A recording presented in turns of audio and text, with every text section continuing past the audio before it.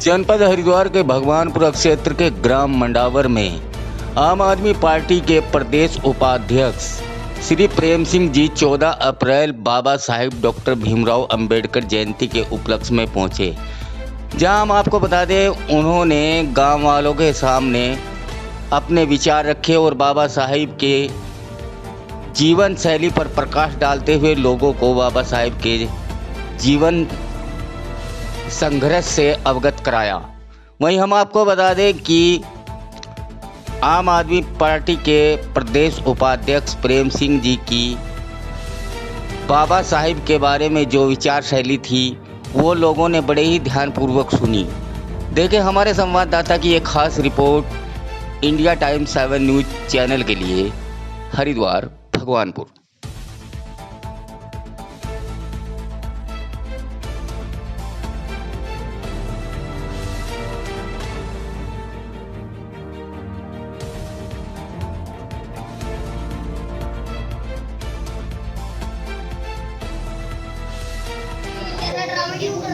अभी आप देख सकते हैं कि ग्राम मंडावर के अंदर आम आदमी पार्टी के प्रदेश उपाध्यक्ष श्री प्रेम सिंह जी आज भारत रत्न बाबा साहिब डॉक्टर भीमराव अंबेडकर जी की जयंती के उपलक्ष्य में ग्राम मंडावर में आए हुए हैं। तो जानना चाहेंगे उनसे कि सर, जिस प्रकार से पूरा भारतवर्ष आज बाबा साहिब की 135वीं जयंती मना रहा है, क्या कुछ कहना चाहेंगे और क्या अपने समाज को संदेश देना चाहेंगे सर? जी बर्मन भाई, आपका और आपके तमाम ग्रामवासियों का बहुत बहुत धन्यवाद, शुक्रिया। और मैं समझता हूँ कि जैसे कि आज ये हमारा महान पर्व मतलब उत्सव है ये, तो मैं समझता कि एक मंडावर क्या पूरे भारत के लोग, पूरे विश्व के लोग जो है इस जन्मोत्सव को मना रहे हैं। और मैं समझता हूँ कि भारत के ही नहीं, दुनिया के महानतम विद्वानों में अंबेडकर साहब का नाम है। और इन्होंने जो भारत का संविधान रचकर एक भारत के ऊपर बहुत बड़ा उपकार किया था। ऐसे टाइम में जब कोई इस लायक नहीं था कि भाई संविधान को कौन बनाएगा, बड़ी होड़ मची हुई थी कि भाई कौन बनाएगा, तो यही आदमी थे, यही बाबा साहेब थे, जो इनसे बड़ा विद्वान भारत में तो नहीं था। और इनके जिम्मेदारी सौंपी गई और इन्होंने जो है वो पूरे 9 देशों के संविधानों का अध्ययन करके भारत के संविधान की रचना की थी। और ये 2 साल 11 महीने 18 दिन में संविधान मतलब बनकर तैयार हुआ, जिसमें सबको बराबरी का दर्जा दिया गया था। और आज भी लोग बराबर हैं, बराबर की हैसियत से सब लोग खड़े हुए हैं और सबको अधिकार है, वोट का अधिकार है।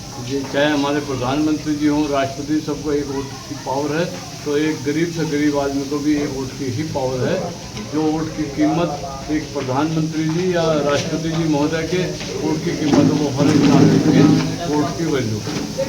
देखिए अमन भाई, सबसे बड़ी बात तो बाबा साहब को वो ही समझता है जिसने पढ़ा लिखा हो, क्योंकि बाबा साहब के पास जितनी डिग्रियाँ थी शायद ही किसी के पास नहीं है। मैं तो भारत में क्या पूरे दुनिया में नहीं है। और एक 4 PhD बाबा साहब के पास थी और ये DSc की डिग्री, डॉक्टर ऑफ साइंस की डिग्री, वो भारत में या तो बाबा साहब के पास थी या डॉक्टर या मतलब जो हमारे राष्ट्रपति जमाने के डॉक्टर KR नारायण, उनके पास भी जो राष्ट्रपति हमारे नहीं लिया, कानून के पुजारी थे, क्योंकि उन्होंने भारत का संविधान बनाया, भारत का कानून बनाया। और ये मैं समझता हूँ कि हमारा कोई भी आदमी कानून से ऊपर नहीं है, कानून सर्वोपरि है। और मैं समझता हूँ कि अगर कोई इस तरह की भाषा या बयानबाजी करता है तो वो एक बहुत ही गलत मतलब तरीके से, क्योंकि बाबा साहब के जो मतलब उनकी विद्वता की कदर करते जो लोग विद्वान हैं, वो हमेशा उनकी कदर करते रहेंगे और करते आए हैं।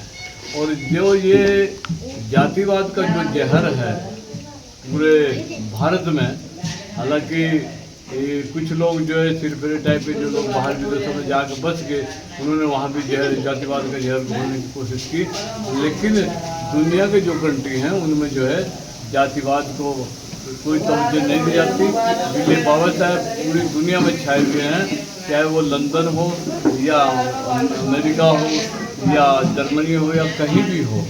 और यहाँ तक कि मैं आपको बता दूँ, दक्षिण कोरिया या साउथ कोरिया के जो वहाँ के तानाशाह हैं, जो शासक हैं, वो भी बाबा साहेब के सच्चे अनुयायी हैं। वियतनाम का जब राष्ट्रपति यहाँ आया तो उसने कहा भाई मुझे वहाँ जगह ले कर चलो जहाँ बाबा साहेब की समाधि है।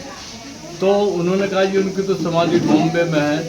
तो उन्होंने कहा भाई मुझे वहाँ जरूर जाना, उनके सामने देखना है। तो वहाँ गया तो उन्होंने जो बाबा साहेब की समाधि के आसपास की मिट्टी थी, एक उसमें थैले में उनको भरा।